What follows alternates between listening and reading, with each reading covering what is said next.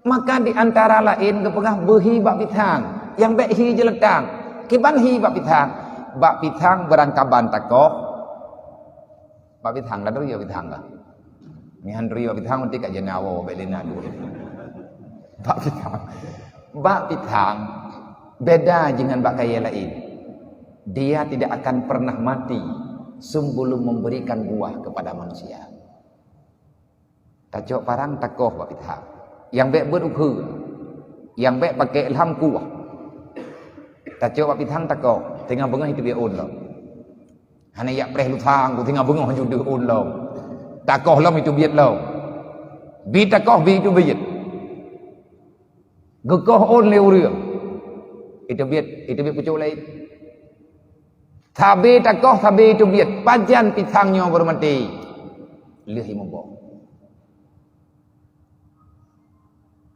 Itu biar boh, karaya boh, takoh bak, bukan tajok boh, takohmu, tajok boh ji tapuau rumah, ataupun hoen tabah, menyekat takohmu, mata hana mata mu pitang takoh, nyan bak pitang nyan hana payah tek mati kedoi, nyan bro aju gua baju bro sampai bro bau ke gede, nyan hai mu boh li bak pitang, menyana ne beri mu boh lo, itanya makan. Enan mentang tak pegadro dekat juga tak. Artinya menota citanya nyo ngenalong langdonya putra yang jet kubi long kurung ron. Artinya kalau tidak mampu selama-lamanya, paling tidak selama hidupmu, jadikan dirimu itu bermanfaat bagi orang lain.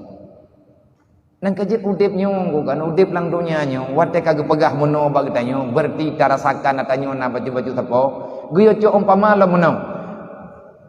Bak kaye atau bukan?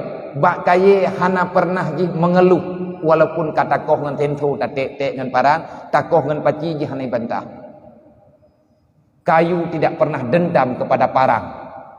Kayu tak pernah dendam kepada manusia. Liah takoh cabeung seiring dengan perjalanan waktu.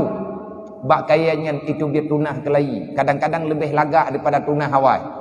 Imu boh lebih lagak daripada boh hawai. Dan ada yang kaluka kaputuk hana tribaknya akan itu biat kulit kelai. Menan ke yang na bagi tanya dalam dunianya. Baik kecewa dengan masalah dunia. Makanya kemerdekaan yang hakiki lagi merdeka perasaan tabiat bak kaya mentang kajeut. Ibak kaya hana pernah wate takoh cabeung takoh ba ai bacut hai mo boh lehan hana dendam ji. Tapi ji akan normal lagi biasa. Maka li Syekh Ibnu Athaillah na pegah bagdayang. Tahukah engkau kapan engkau yang dikatakan orang merdeka yang sebenarnya?